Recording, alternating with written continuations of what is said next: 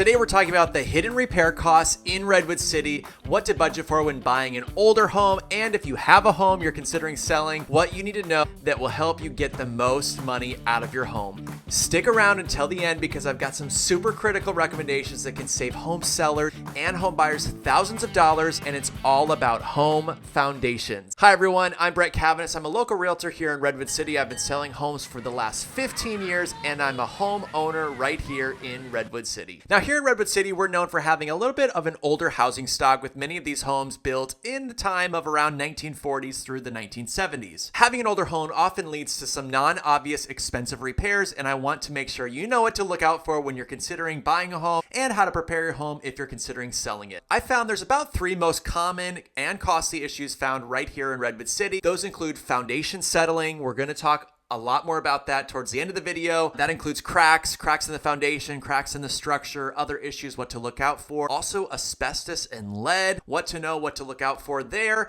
And also older roofs and older wiring in these older properties, and the big concerns around insurance, specifically fire insurance, which has become a really big problem here in California.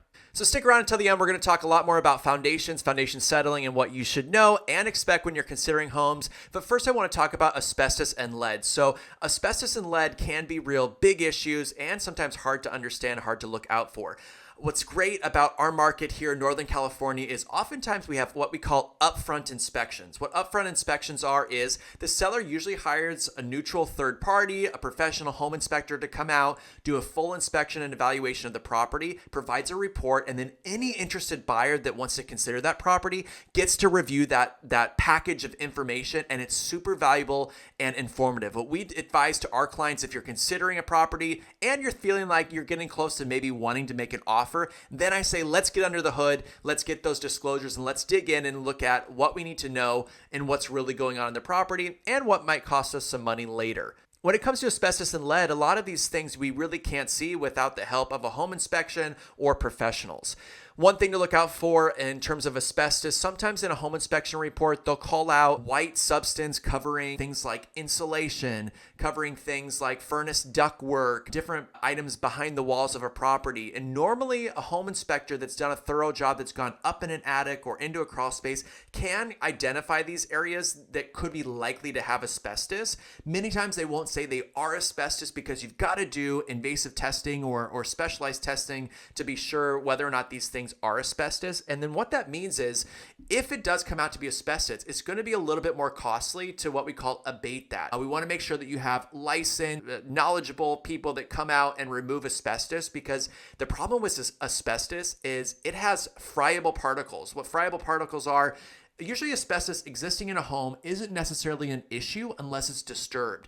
How it could be disturbed if you went in and started ripping out your walls, ripping out parts of your property that are covered in asbestos, and those asbestos particles went into the air. We can breathe those in, those get into your lungs, and that is a big cause of lung cancer. So you really don't want to have somebody that doesn't know what they're doing, that doesn't remediate asbestos properly, because it really poses a big health hazard. And that's why it's a little bit more costly to have renovations and improvements done that involve asbestos remediation. And the same with lead. We want to just make sure that things are done correctly and done right. And when we know that things could have asbestos in them, we can help advise you and help you budget for those changes, those improvements, and the remediation. There's many companies that handle that and take care of it for you. So nothing necessarily big to worry about, but it's just something you want to think about the costs and time associated with taking care of any of these possible issues. So let's say, again, you wanted to replace a furnace, maybe put in a new cooling system. Many of the homes here on the peninsula don't have air conditioning, believe it or not. Many of our clients will want to do air conditioning, so we need to keep in mind that sometimes by updating air conditioning, the old entire system, the ductwork, the furnace, those are going to have to be replaced.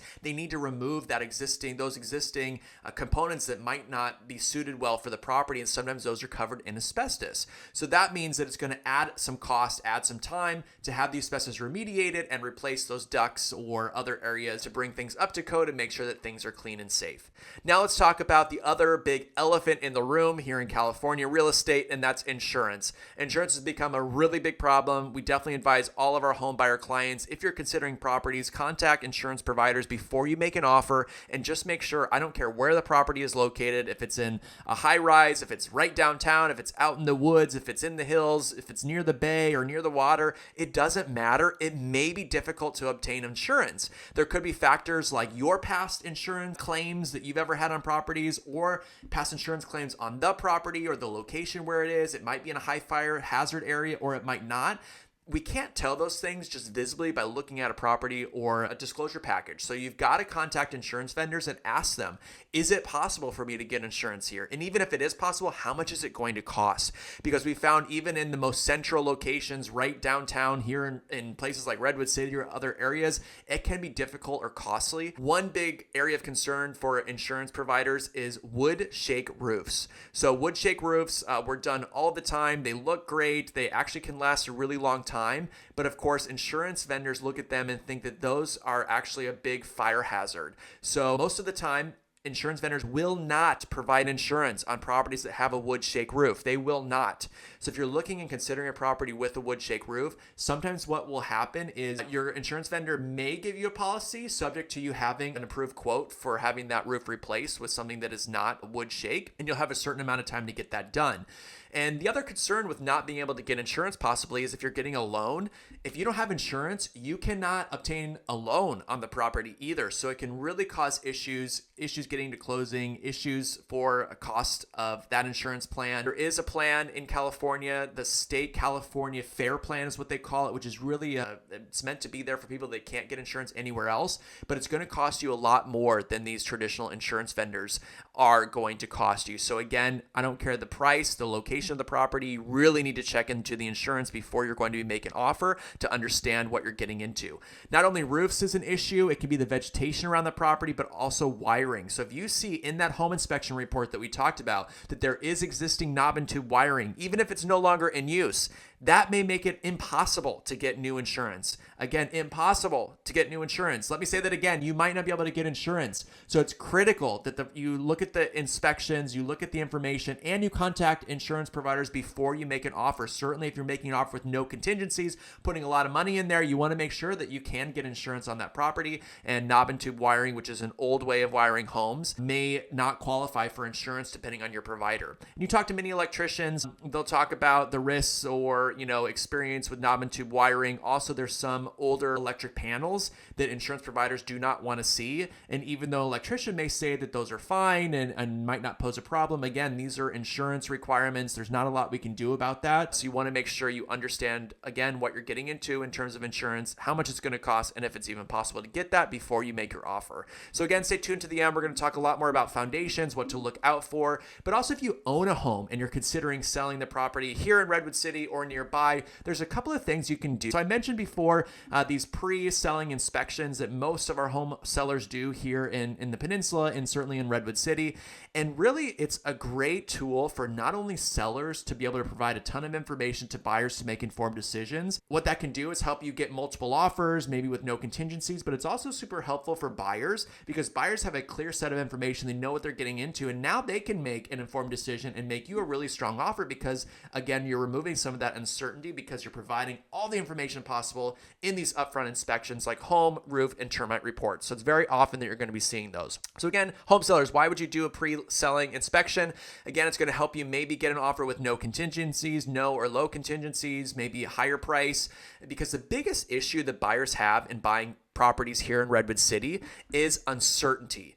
People don't make decisions or don't make big financial jumps when they're uncertain. If they feel like they have the information that they need to make a really good, smart, informed decision, they're going to be willing to step up to the plate and pay even more, pay top dollar for any given property because they've got that great information. So it's really important that sellers do those home termite roof inspections for properties that you're considering selling here, right here in Redwood City. It's also going to help sellers avoid costly price negotiations later in other parts of even the state and certainly the country. Buyers make an offer on a property and then they go and do their own inspections and then people start renegotiating then. So it's a big roller coaster up and down, and really the initial offer is just a starting point. It's completely the opposite here in Northern California and right here in Redwood City. Buyers have a ton of information. They have all the insight that they need to make a really great, strong offer. And once their offer is accepted, oftentimes there's no further negotiations. And that means there's a lot less uncertainty, not only for the buyer, but a lot less uncertainty for the sellers, allowing them to move forward and plan for their next move. We talked a little bit about foundations, and I told you we were going to get into a lot more here. So let me tell you, foundations are obviously the most important part of any structure. And one thing we often see in home inspection reports are notes about different kinds of cracks. And what many home inspectors and foundation engineers will tell us, and I'm not an expert, we have those that we recommend to people, but oftentimes they'll tell us that usually horizontal cracking is much more significant than possibly vertical cracking in a structure. So many times when we see, small vertical cracks, most structural engineers will tell us that that's usually a typical part of the curing process, or it can be typical signs of settlement. But oftentimes horizontal cracking, especially significant horizontal cracking, could be signs of possible failure or big costly issues. Now, when we're thinking about the listing side, what we'll recommend to many of our clients, because here in Redwood City, we're on what's called expansive soil. What that means is it really expands and contracts depending on the weather, the moisture, what's ever going on. And that's why when you'll walk around any existing structure, there's oftentimes going to be cracks around windows and doors, totally typical. And what you'll notice, buyers, when you're out seeing properties today, you don't see those cracks. And let me tell you, those houses have those cracks. It's just that they've patched and painted those to get the property ready for sale. But you should expect in the next few months, or certainly in the few years, you're going to start seeing some cracks. And that's totally typical here in our area because of the type of soil that we have. There is movement in our structures because there's movement in the earth. But sellers, what we can do is if we first have that home inspection report, and again, inspectors are general inspectors, they're not experts in foundations. So oftentimes they'll tell us things like, the foundation has minor cracking, and maybe that's not cause for concern. But sometimes, actually many times in certain pockets of Redwood City, we'll see things like significant cracking. We recommend further evaluation by a qualified structural engineer.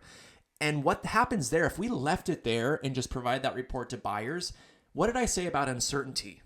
Right? Buyers do not like uncertainty. A buyer, especially a buyer who's never owned or never bought a property before, they're going to see that and they're going to say, oh my gosh, possible, issues in my foundation. Gosh, that sounds expensive. Either they're not going to make offers, they're going to go away, buy another property that doesn't show that kind of information, or they're going to reduce their offer price by a lot because they have no idea. Is that going to cost me tens of thousands of dollars? Is that going to cost me hundreds of thousands of dollars? So as a seller, we can remove that uncertainty from buyers to get a great offer by going further and providing them a qualified engineering report from a foundation contractor. But we have to be careful. Be super careful here, both buyers and sellers. Let me tell you, there are many what I would call predators that are out there. They are foundation contractors. And a foundation contractor is coming out to properties, providing inspections, and oftentimes they are trying very hard to find as much work as they can to give themselves. Right? They're going to tell you, oh my goodness, this property is terrible. It needs to have a whole new foundation. It's going to be several hundred thousands of dollars. And guess what?